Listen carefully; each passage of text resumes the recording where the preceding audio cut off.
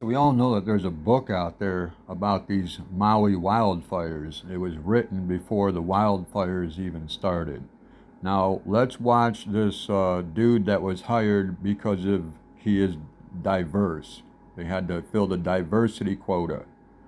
So let's listen to this dude, and we're going to pick up some cues of what's going on. And if you don't know how to pick up cues when watching a news conference like this, we'll go through it. So I'm gonna play this, and then we're gonna hit it. But let me throw my headset on so I can pause this. We can have some volume to it. So hold up. All right, here we go. Here we go. News organization, please. My question is going back to sirens. Why were sirens not used in Lahaina or upcountry last week, as wildfire is listed as a purpose for them on the official state website? So the question is around siren use, clarification on that, noting that wildfire use for sirens is stated on the website. Mahalo. Mahalo. The state-owned outdoor siren system is a tool that we can use, and we've used in the past. However, in a wildland fire incident, the system has not been used, either in Maui or in other jurisdictions around the state. In this case, our internal protocol is to use WEA, which is the Wireless Emergency Alert System, and the EAS, the Emergency Alert System. WEA sends alerts to by text messages to cellular phones, and the EAS sends messages to both television and radio. Okay, so something happened right there. I don't know if you guys caught it. Something happened right there. If you take a look at the guy in the back next to the British flag, I believe it is. So you got the guy right behind the cop, tall dude, red shirt, and you got the guy right behind the sign language interpreter. He's the Q. Then you got a guy all the way to the right who's pissed off at the world. This dude is just mad that he has to be there doing whatever. But when the cop, you can replay this, when the cop mentioned, when he was going through listing, about the alerts being on the cell phone, right before he said cell phone, the guy standing right behind the interpreter looked at his phone. So he knew what was going on and what should be said. He knows what's on that script. Because if this dude wrote the script himself, he would not have to keep looking at it. If you write a report, if you write a whatever you're going to say in front of people, you're going to jot it down. You are going to have most of that retained to your memory because it's stuff that's in your head. You're jotting it down. This is stuff it's fluent to you. So you're going to write this down. You're going to take your own notes. You're going to know exactly what it says, you're going to know exactly what it says, but are you going to remember it verbatim? No, you're probably going to have to look back at your notes every once in a while to kind of refresh your memory on what exactly you said, but you pretty much have everything already known. This dude is stumbling over words. He has to keep looking at it, and the dude right behind that interpreter, he does not take his eyes off of that cop. He is staring dead at that cop. That's a sign of that dude is there to make sure he complies. I've seen it time and time again. There's so many situations I've seen things like this. Pay attention to the dude that will not take his eyes off of the dude talking. Because he is there to make sure he complies. Let's continue, but pay attention to those two. You got the two over in the camouflage on the left. They're thrown off to the side. They're just kind of there. But you got to pay attention to the three people, dude in the red, dude in the little gray jacket, the little Italian dude, and then the cop that's pissed off at the world. That cop, he's mad, dude. Look at him. He's mean mugging everybody. You know why? because he's part of it. And he ain't too happy about it. If things get busted, when this stuff starts, I mean, if I'm not saying if it gets busted, when all of this comes out, because they already wrote a book about it before the wildfires happened. So you already know it's planned. The dude wrote a freaking book about it. So you know it's planned. You get people, they're not happy with going along with the government. When the government forces you to do something, they're not happy. And then you get the guys like this who comply to keep their job. Now listen to what he says about the sirens that are meant for emergencies. Local notification system sends messages via text, voicemail, and or landlines. Counties in the state of Hawaii will tell you that sirens have not been used for brush fires. It is our practice to use the most effective means of conveying an emergency message to the public during a wildland fire. And it is the WEA, NES, along with other local mass notification system called MEMA alerts.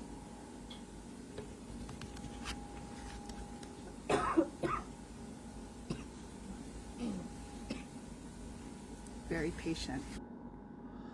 Oh, what has he got, the script with him? Does that dude, you see that little folder he had? Does he have the script with him? Making sure dude reads verbatim? Take the next question here. You made the decision not to sound the sirens, which could have saved many lives. Now there are questions about your lack of experience, that you only took online courses for disaster relief, no in-field experience. Do you regret your decision, and have you considered handing over the reins to somebody with more experience? So the question is around sirens as it relates to the disaster, and the question is for Herman. The question was around experience, not the use of the siren. It was around experience, and do you think that your experience, you are not qualified for this situation? That's what that reporter from CBS just asked. Do you think that you should have handed it over to somebody else who was more qualified? Do you regret not sounding the siren? Let's see if he regrets not sounding an emergency siren during an emergency. So the news story talks about how I didn't have experience before taking on a job, and that's not true. Before taking on a job, I was a member of the cabinet. I was deputy director of the Department of Housing and Human Concerns, as well as the mayor's chief of staff for 11 years. Okay, so that does not qualify him for anything. He was deputy director of housing. What does that have to do with emergency management? It has nothing to do with emergency management. So the dude is inexperienced, totally inexperienced. And what he just quoted and said that it was his qualifications doesn't matter when you're dealing with emergency management.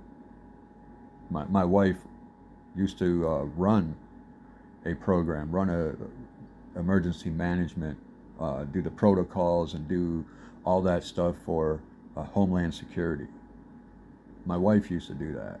So if she was a property manager, do you think that would have qualified her for that? No, not at all. So with him being a property manager, it don't mean nothing. It's no qualification. The dude was totally unqualified for the job. And so during that time, I was I oftentimes report to the emergency operations centers, and I have done this on numerous occasions. Also during that time, we went through. Now he said he had to report to the emergency management services, which he did numerous times. So that gives him qualifications because he reported stuff. So basically, if I'm a mechanic and I report defects on a car, does that make me an engineer? Does that make me the engineer of that car? Because I can report problems about that car? That doesn't make me the engineer. It just makes me someone that realizes, hey, ball joints are important, and we need to get this on your car. And there's something going on where these ball joints keep breaking. So something is going on. So I report it to the higher authority. And that's what gives me the qualification to become the higher authority? I don't think so. Numerous trainings as well. And so to say What that training? I am not qualified, I think is incorrect. In addition, He just listed off all that other stuff, but he didn't list off not one thing that he's qualified for. What gave him the qualifications? He didn't list anything. Now he's going to say, I think this does it. to that, when I applied for this position, which is, by the way, a civil service position, I went Public through servant. a very arduous process, and I was vetted, had to take a civil service exam. I was interviewed by seasoned emergency managers, and they all deemed me qualified. In fact, I was selected. So that's Bro, he was selected.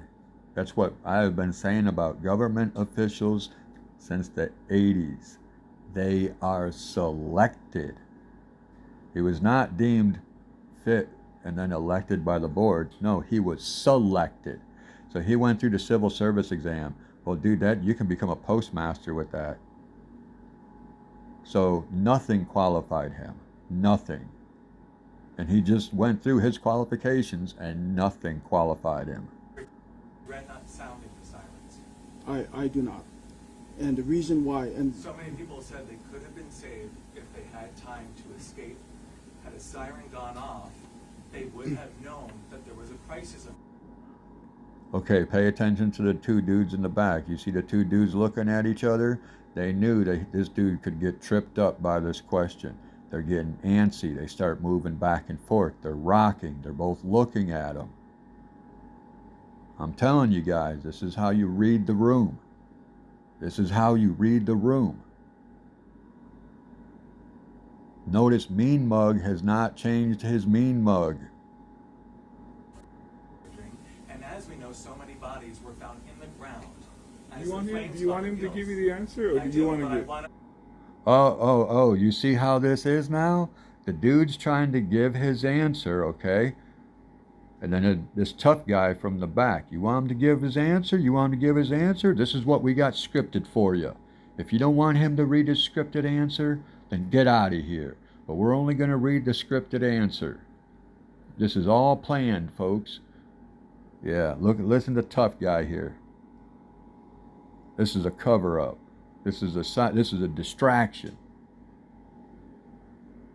This is a tough guy. This is police tactics right here. Well, then let him finish. Let him finish his answer. Sorry, there's a lot of people. Well, you're who talking want and you're not letting him answers. talk. If you want to talk, come up here. I'm ready for the answer. Bro, I'd have came up there. I'd have went straight up there and started talking about that Maui Wildfire book that was published before the fire was out, before anything came to a head. I'd have got right up there, taking that mic right from that coward cop, right from that coward dude in a red shirt. Dude, they're cowards. I'd have got right up there and started talking about Maui wildfires and exposed all of this. But the CBS dude, that's all he was doing, was asking questions. He was stating what other people had concerns about, and then all of a sudden, nope, it's not going along with the agenda. You guys are about to expose us. Wait till this wildfire, this Maui wildfire book really comes out and really hits all over social media. You guys will know that everything is planned. Read from the script. the sirens, as I had mentioned earlier, is used primarily for tsunamis, and that's the reason why many of them are found, almost all of them are found on the coastline. The public is trained to seek higher ground in the event. Is it not to my understanding, and I'm sorry for pausing this like this, is it not that the people of Maui live on the coastline? That there's not that many people that live on the interior of the island? That is my understanding of why the sirens are on the coastlines, not for tsunamis. Because if you really think about it, let's use logic here. Let's use common sense. If you got a tsunami coming, why are you going to put the alarm, the siren, on the coastline when the tsunami can take it out? And why are you going to put all your sirens on the coastline when a tsunami can take them out? Doesn't make sense. You want some on the interior so you can keep people alerted, and then half your island is missing. Where all these fires started is missing the alarm? Yeah, okay, dude, that sounds like a setup to me. Sounds like a setup to me. Sounds like 2011 or 2001 attacks. You know, 9/11, when they hit the Pentagon, they turned off all of the missile defense systems on that side of the building on that day, and only that day. Wow, your missile guidance defense system that you've had running since day one, you shut it off on that side of the building that supposedly got attacked. And then you just moved all these other people over to that side of the, dude, it's unreal. It's unreal. This is 9/11 all over again. That the siren is sounded. In fact, on the website of the Hawaii Emergency Management Agency, the firing guideline is provided. If you are in a low-lying area near the coastline, evacuate to high grounds, inland or vertically to the fourth floor and higher of a concrete building. Alerts may also come in the form of a wireless emergency alert. Had we sounded the siren that night, we're afraid that people would have gone Malka. And if that was the case, then they would have gone into the fire. And so that is the reason why our protocol has been to use WEA and EAS. By the way, I should also note that there are no sirens Malka, or on the mountainside where the fire was spreading down. So even if we sounded the siren, it would not have saved those people on the mountainside, Malka. All right, so right there, that's how you read the room. That cop is a coward. He knows that this is all being planned. Very defensive they are. Him and that dude in the red shirt, very defensive. The guy in that gray shirt, you know, right behind the interpreter, he couldn't take his eyes off the dude. And you got dude mean mugging over there that did not change his facial expression not once in 5 minutes of an interview. So there you go. You got the guy asking the tough questions. What about sounding the alarm? These people are stating that if you sounded the alarm, more people could have been saved, more people could have been alerted, more people would have known what was going on. So, yeah, this is a cover-up. They already published a book about the wildfires before the wildfires were done. This is a cover-up. That's all it is. And you're witnessing it firsthand.